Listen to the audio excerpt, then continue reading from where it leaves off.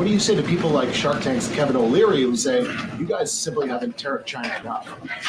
Look, the tariff rate on China remains where it was yesterday at the 145% level. The president made it very clear when the United States is punched, he will punch back harder. And he hopes to make a deal that benefits the American worker and our companies that have been ripped off for far too long. And he's finally taking bold and courageous action to do that.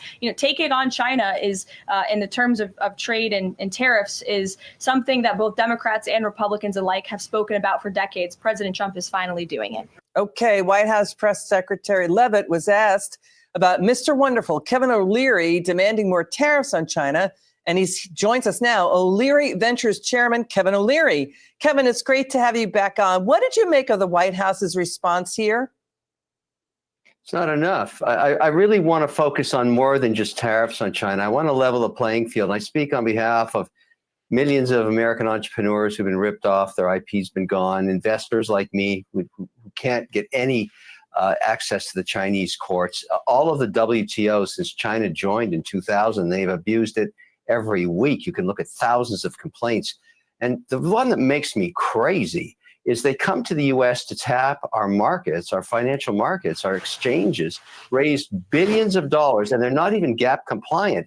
I can't do that. Why can a Chinese company do that? And I'm competing with their dollars. So look it. I wanted to bring you guys this video from not only the White House, they're going kind of back and forth in the White House, asking questions, but also Kevin O'Leary actually kind of doing a kind of follow-up interview to that, what was going on at the White House a few days ago. For those of you who don't know, I am Dave, 10-year intellectual property attorney dealing with everything from patents, trademarks, copyrights, and trade secrets. And I made a few videos earlier in the week talking about how, this whole kind of trade war between China and the U.S., particularly as it relates to China stealing our IP, how that hurts the little guy.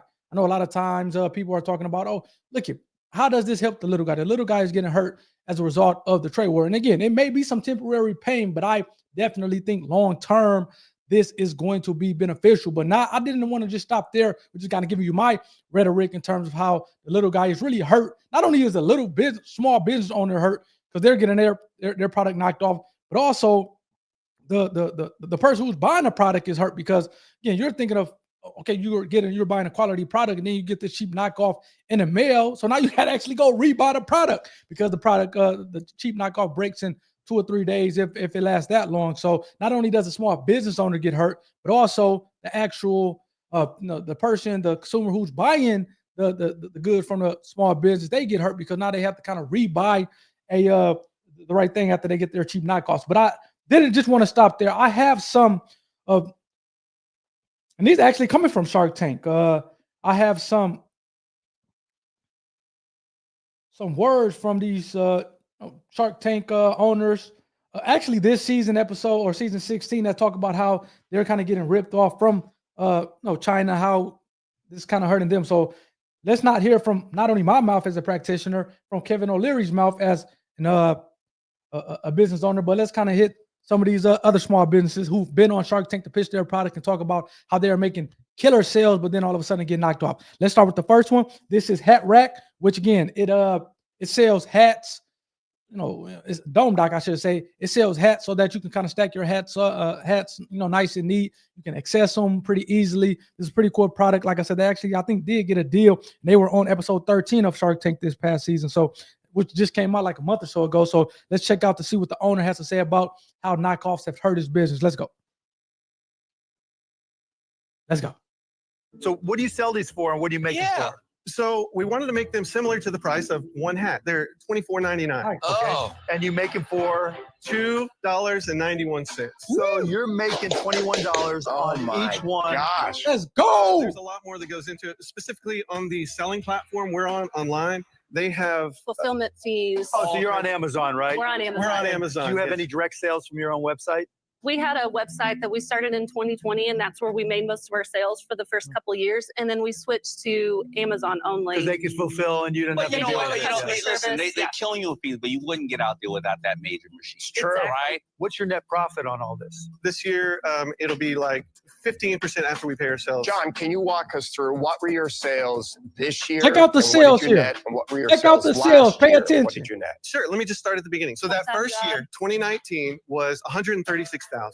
March of 2020, we launched our website and Perfect timing. And what did you perfect sell? timing. People Everybody were was at at home home, they were shopping. What did you sell that year, Chelsea? By the end of 2020, we were at just under $1 million. Wow, that's great. 2021, what'd you make? 2021, $1.4 million. 22 was $2.1 million. Wow. Yeah. Yeah.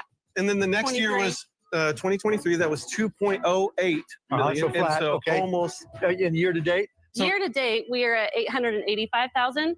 And so we're expecting to end about 1.4, 1.5. Why down? Why? We were hoping you would ask Oh, that. I'm gonna. Oh, I we think are I know the definitely gonna answer, and I ask don't that. want to hear it. It's all of the knockoffs that have come up. You know what? Yeah. I seriously, I'm sitting here going, don't. Look it. You're talking. That's one example of it. I have more in the chamber that I'm gonna play for you. But this company, Dome Doc, they're making millions of dollars every year, or at least the last 2 years, 2022, 2023, from selling their product on Amazon. All of a sudden, in 2024, they actually lose what $600,000, $700,000 as a result of the knockoff. Do you think these knockoffs are coming from China or coming from the U.S.? I'll have you take a wild guess as I pull up the next interview that I kind of want to show you guys. And again, and the whole point of this video is how the knockoffs from China, the copycats, how they hurt the little guy, hurt the small business. This him and his wife, they were selling $2 billion back-to-back years. All of a sudden, they have to deal with knockoffs, and next thing you know, they're selling for a fraction of that cost. Here's another one, and again, this is a reaction video that I typically do with these Shark Tank pitches that I go over. So definitely go check those out if you haven't already. But here's another one. This is a gentleman who owns a chicken. He owns chickens, poultry, things like that, a farm essentially. And he's talking about how he came up with a product to help not only the poultry to feed as well as get water, and how he was crushing it. The next thing you know, the copycats were crushing him. Let's go. And what are your sales?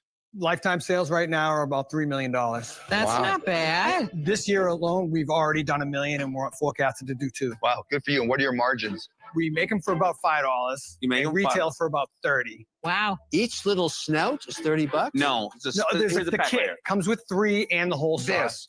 Yes, sir. You're selling this direct to chicken owners? Yes, sir. Okay. Online on Amazon. And Selling on Amazon. we just got flooded with Well, knockoffs. let me answer. Flooded with, wait, Whoa. flooded with knockoffs. And then what did you do? You have a patent on this? I have 3 design patents.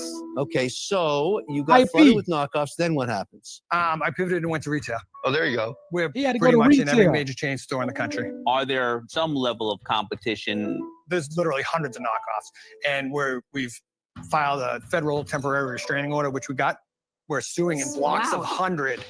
And right now, 100. Wow. Look it, you heard the gentleman. He's suing in blocks of 100. That means typically when you sue a lawsuit, you're the plaintiff, you sue somebody who's the defendant.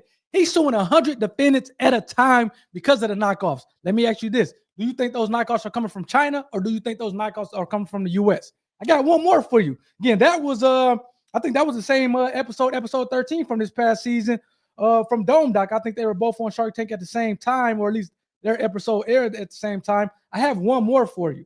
Again, you guys think that these kind of tariffs and this kind of hurts the little guy.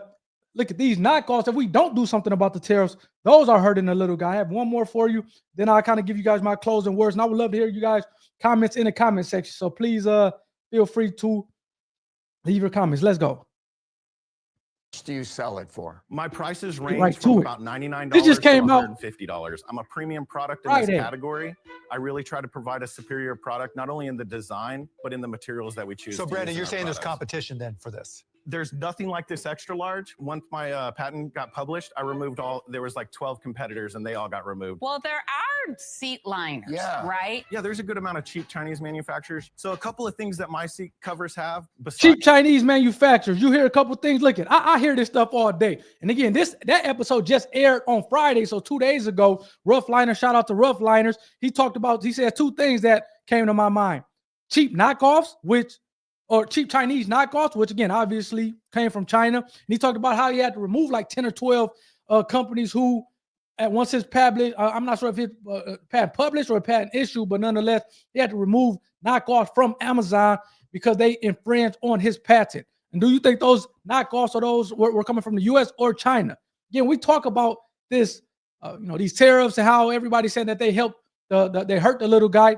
Not doing something about this IP situation. Again, these knockoffs coming from China under control hurts, like I said before, not only it hurts the little guy, as, again, these guys are missing out on millions of dollars in sales, especially selling on platforms like eBay and Amazon, e-commerce platforms, but also it hurts the people, the consumer who's buying the product, because they're getting the product thinking they're getting a real thing, find out that it's a cheap knockoff. Now they have to spend more money on maybe the real thing or another product. So now they have to double pay, which also hurts the little guy. So this is my kind of plea to you that, hey, these knockoffs, these Chinese knockoffs, the tariffs, the trade wars, whatever you want to call them, that is trying to hopefully do something about this.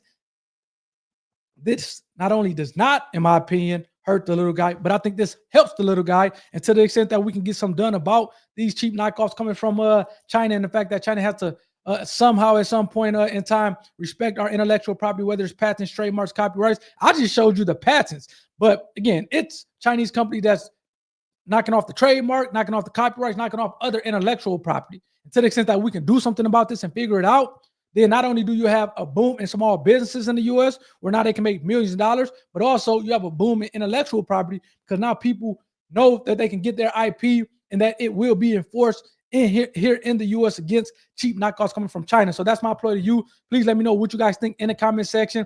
I would love to hear your comments. Hit the like button if you enjoyed this video, as well as hit the subscribe button to be a part of the IP community. And last but not least, I just came out with an ebook this past week, Got IP. It tells you how you can kind of think of an idea all the way up to monetizing your idea. Go check that out. That link is in the description. And I'll see you guys next time. Peace.